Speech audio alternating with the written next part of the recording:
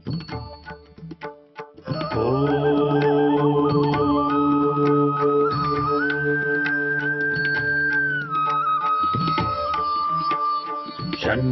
मित्रः शं वरुणः शन्नो भवत्वर्यमा शन्न इन्द्रो बृहस्पतिः शन्नो विष्णुरुक्रमः ॐ शान्ति शान्ति शान्तिः।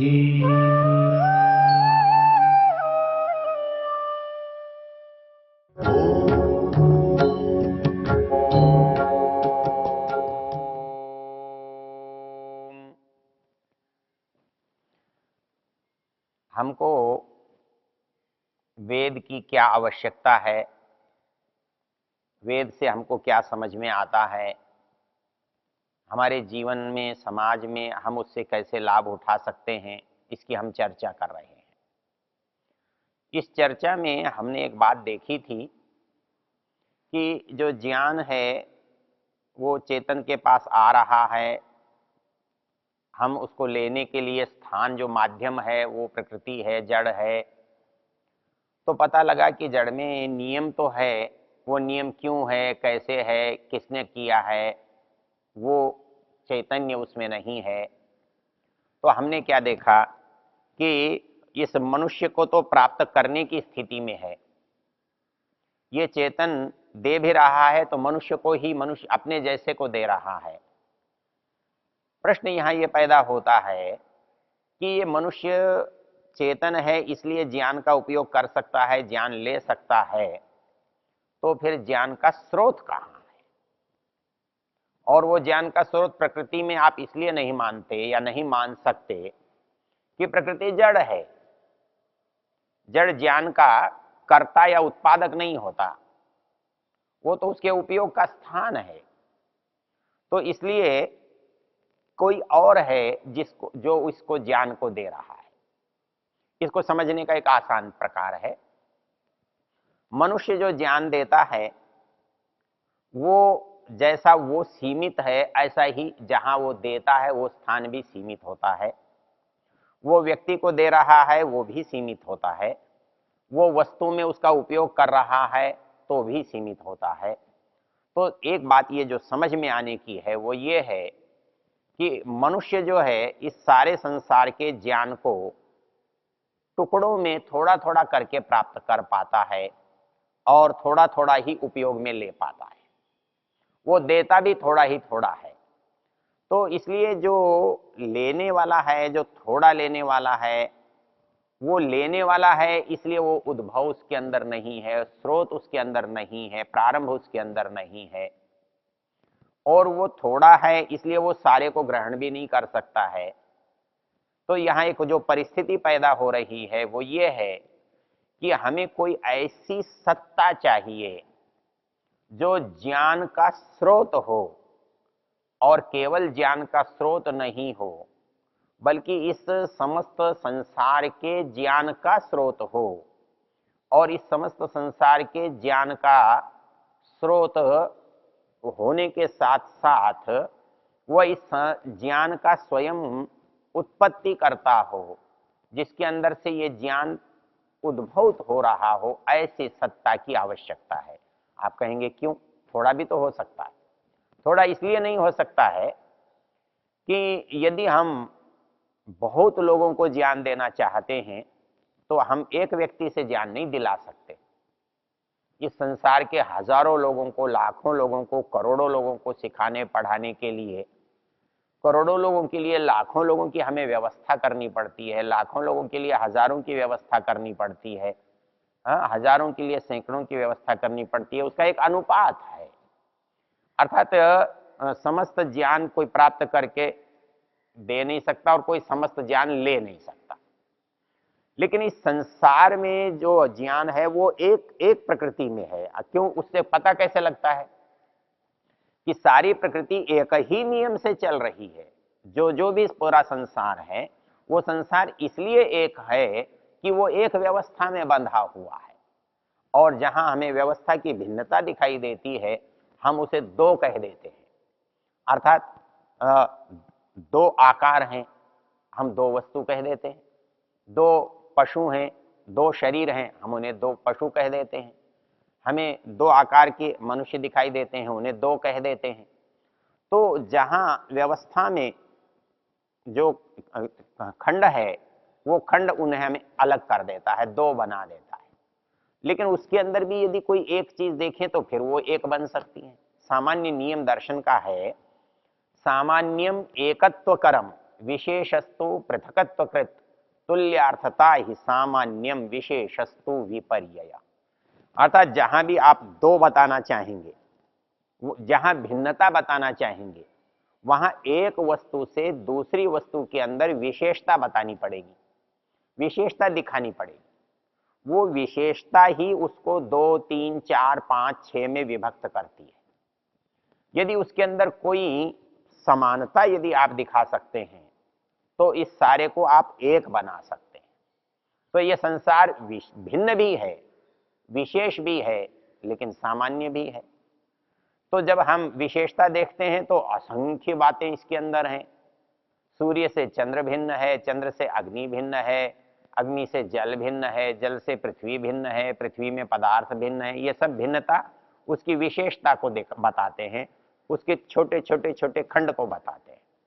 लेकिन जब हम इसके अंदर कोई समानता ढूंढना चाहें तो जितनी बड़ी समानता मिलेगी उतना सारा संसार एक कहलाएगा। तो इस सारे संसार में क्या समानता है? इस संसार में ऐसी कौन सी चीज है जो सब में एक साथ एक जैसी पाई जाती है? तो वो चीज है इसका जड़ होना। तो ये जड़त्व जो है इस सारे संसार को एक बना रहा है और इस सारे जड़त्व में एक जैसा नियम चल रहा है, एक जैसी व्यवस्था चल रही है। तो ये एक जड़ होना, एक व्यवस्था होना, एक नियम होना, एक नियामक की ओर संकेत करता है। अर्थात जहां भी दो हो जाएंगे वहां व्यवस्थाएं दो हो जाएंगी, नियम दो हो जाएंगे, आवश्यकताएं दो हो जाएंगी, योग्यताएं दो हो जाएंगी, उपयोगिताएं दो हो जाएंगी। लेकिन जहां एक होगा, एकत्व होगा, वहां पर उसका संचालक भी एक ही होगा। तो सारे संसार में जड़त्व जो है वो एक है, एक जैसा है। तो सारे जड़त्व में एक ही तरह का नियम काम कर रहा है, एक ही तरह की व्यवस्था काम कर रही है। वो सूर्य के उगने को न अमेरिका में बदला जा सकता है, न अफ्रीका में बदला जा सकता है। चाहे वो अफ्रीका हो, अमेरिका हो, भारत हो, कुछ दूसरा देश हो, वो उसके नियम से हम जाने जाते हैं, गिने जाते हैं, नापे जाते हैं। हमारे नियमों से सूर्य नहीं चलता है। तो इस संसार में यदि हम देखेंगे तो देखने की चीज जो है वो ये है कि इसमें एकत्व है, नियमों में, व्यवस्था में, कर्तृत्व में। तो ये जो कर्तृत्व की, नियम की, जो व्यवस्थापकत्व की अनिवार्यता है वो एक नियम होना एक ज्ञाता को इंगित करता है। अर्थात प्रकृति के सारे नियम किसी एक चेतन में होने चाहिए और एक चेतन के बिना इतनी बड़ी प्रकृति में नियमों का एकत्व संभव नहीं है। एक सत्ता के बिना उसका अस्तित्व, सत्य संभव नहीं है। और इस नियम में एक और विचित्रता है, और वो विचित्रता है कि जहां नियम काम कर रहा है वहां नियामक होता है, व्यवस्थापक का सामर्थ्य होता है। हम कह सकते हैं कि राष्ट्रपति तो दिल्ली में बैठा है, उसकी व्यवस्था इस पूरे देश में चल रही है। तो क्या कोई चेतन ऐसा नहीं हो सकता कि वो दूर बैठा हो और उसकी व्यवस्था संसार में चल रही हो? ऐसा चलने में इसलिए कठिनाई है कि जब भी हम ऐसी व्यवस्था करते हैं तो अपने से भिन्न का सहयोग लेते हैं, अपने से भिन्न की सहायता लेते हैं। यदि राष्ट्रपति दिल्ली में बैठा है और उसको पूरे देश में व्यवस्था करनी है तो उसके लिए अपने जैसे हजारों, सैकड़ों, लाखों लोगों को लगाना होगा जो उसके आदेश निर्देशों का पालन करें। अर्थात जहां तक उसका सामर्थ्य, उसका ज्ञान, उसकी योग्यता उन व्यक्तियों के माध्यम से पहुंचेगी, वहां तक उसका अस्तित्व, उसकी सत्ता, उसका अधिकार का पता लगेगा। और वो क्योंकि भिन्न भिन्न होंगे, तो वो अधिकार, वो सत्ता बिल्कुल उसकी जैसी नहीं होगी, उससे कुछ भिन्न हो जाएगी, वो भिन्न हो सकेगी। लेकिन प्रकृति में हम ऐसा नहीं देखते। प्रकृति में नियम, सत्ता एक जैसी है, उसको कोई माध्यम नहीं चला रहा है, वो खंड से नहीं चल रही है। उसके जैसे हमारे यहाँ अधिकारों का विभाजन है, ऊंचे से नीचे और नीचे से ऊंचे की ओर, वैसे संसार में अधिकारों का विभाजन हम नहीं देख रहे हैं। वहां तो साक्षात है। तो इससे ये पता लगता है कि जहां नियम है, उसी स्थान पर उसी क्षण में वह विद्यमान है। तो हम एक मनुष्य एक स्थान पर रहते हैं तो वही का काम कर सकते हैं, दूसरी जगह का नहीं कर सकते।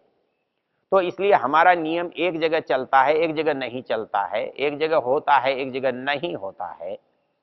लेकिन उसका नियम सब जगह चलता है, सब जगह होता है, तो इसका एक ही आधार हो सकता है, उसका एक ही विकल्प हो सकता है कि उसका उस स्थान पर विद्यमान होना।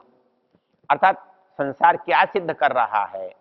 संसार ये सिद्ध कर रहा है कि जितने भी विस्तार में, जितने भी वस्तुओं में, जहां भी आपको नियम दिखाई दे, वो नियम जिस नियम से भी मिलता हुआ दिखाई दे, जो व्यवस्था किसी भी व्यवस्था से मिलती हुई दिखाई दे, तो आप ये जान लेंगे कि जो व्यवस्थापक वहां है वही व्यवस्थापक यहाँ है। जो व्यवस्थापक सूर्य की व्यवस्था कर रहा है, उस व्यवस्था का जो नियम है वो चंद्र के साथ, वो पृथ्वी के साथ, वो ग्रहों के साथ, वो नक्षत्रों के साथ, वो दूसरी वस्तुओं के साथ काम कर रहा है, आपस में मिला जुला है। तो इसलिए इनकी व्यवस्थाओं को करने वाला कोई भिन्न भिन्न नहीं हो सकता। अर्थात सूर्य की व्यवस्था करने वाला कोई और हो, चांद की व्यवस्था करने वाला कोई और हो, इस पृथ्वी की व्यवस्था करने वाला कोई और हो, जल और अग्नि की व्यवस्था करने वाला कोई और हो। ऐसा होता तो इन व्यवस्थाओं में जो आंतरिक संबंध है, जो इनके आंतरिक नियम हैं, जो एक दूसरे के पूरक हैं, एक दूसरे की व्यवस्था को बना रहे हैं, वो नहीं हो पाता। वो केवल तब संभव है जो व्यवस्था, जो नियम, जो कार्य सब जगह होता दिखाई दे रहा है, उसमें जो समानता है, उसमें जो एकत्व है, वो एकत्व ये प्रमाणित कर रहा है कि वो सब स्थानों पर विद्यमान है। वो विद्यमान यदि नहीं होता तो वो नियम में एकत्व नहीं आता, नियम में भिन्नत्व हो जाता, नियम में अनेकत्व हो जाता, नियम में खंडन हो जाता। तो इस संसार को जो देखने से बात जो समझ में आती है वो क्या आती है कि ये संसार एक तरफ तो छोटे रूप में है, चेतन रूप में जो बहुतों की संख्या में है, एक संसार जड़ रूप में है जिसके दोनों ही रूप हैं, जो अनेक रूप वालों में भी है विशेषताओं के कारण से, और जो एक रूप है जड़ होने से, मूल प्रकृति होने से। तो वैसे ही नियम मनुष्य के अनेक में चलते हैं, अनेक होने से प्रकृति में एक है, इसलिए एक होने के नियम चलेंगे। अर्थात एकत्व का नियम प्रकृति में है जड़त्व के कारण, तो वैसे ही ज्ञान का नियम भी एकत्व के कारण एक में होगा। तो सारा ज्ञान एक ही प्रकार का है, तो एक ही के द्वारा दिया गया होना संभव है। तो इसलिए हमारी जो समझ में आता है वही संसार का जो प्रकार है, संसार की जो रचना है, वो ये समझ में आती है कि इस ज्ञान का जो स्रोत है वो चेतन है, वो एक है और वो सब स्थानों पर है। इसीलिए इस सारे संसार में जो चेतन व्यवस्था है, जो नियम है, उसके द्वारा संचालित है, उसके द्वारा व्यवस्थापित है, उसके द्वारा क्रिया में लाई गई है। और इससे क्योंकि ये जड़ है तो उसमें की गई व्यवस्था किसी के लिए होनी चाहिए, तो वो उसके लिए तो हो नहीं सकती जो व्यवस्था कर रहा है, उसके लिए होगी जिसको उस व्यवस्था की आवश्यकता है। तो आवश्यकता के रूप में इस संसार के जो हम मनुष्य देखते हैं, जिन प्राणियों को देखते हैं, उनके अंदर उसका अनुभव करते हैं। तो उस ज्ञान को दो भागों में हमने बांट लिया है। एक ज्ञान को जब हम बढ़ा और घटा सकते हैं, ऐसा करने वाले इस संसार के कुछ प्राणी हैं, और जो ऐसा नहीं कर सकते हैं वो कुछ प्राणी हैं।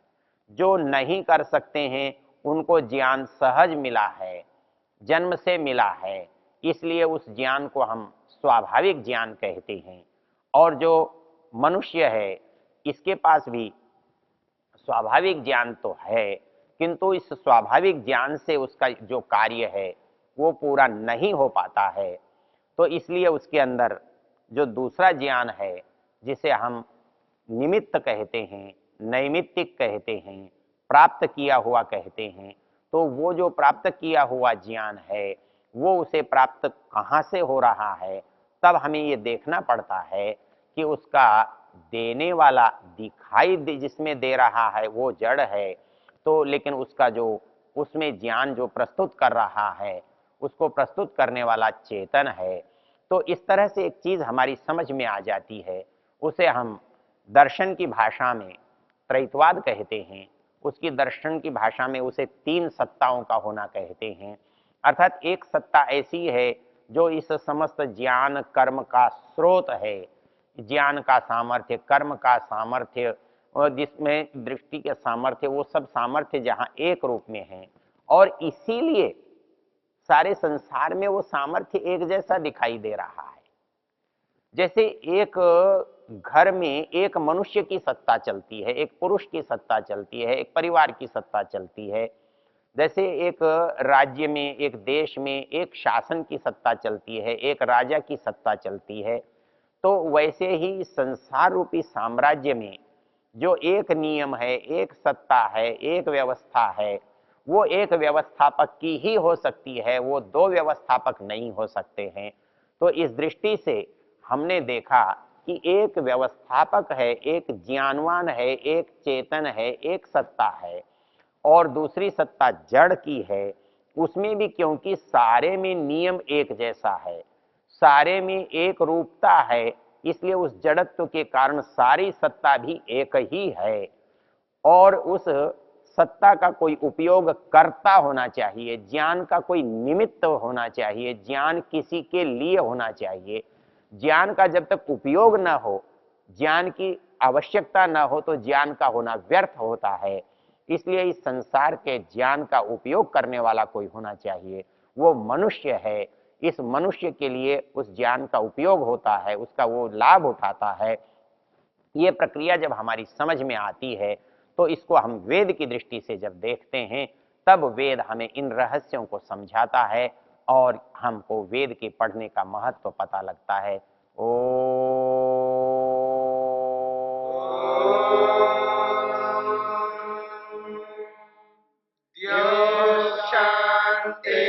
शांतिरंतरिक्षं शांति पृथिवी शांतिरापः शांतिरोषधयः शांतिः वनस्पतयः शांतिर्विश्वे देवा शांतिर्ब्रह्म शांति सर्वं शांति शांतिरेव शांति क्षमा शांतिरेधि।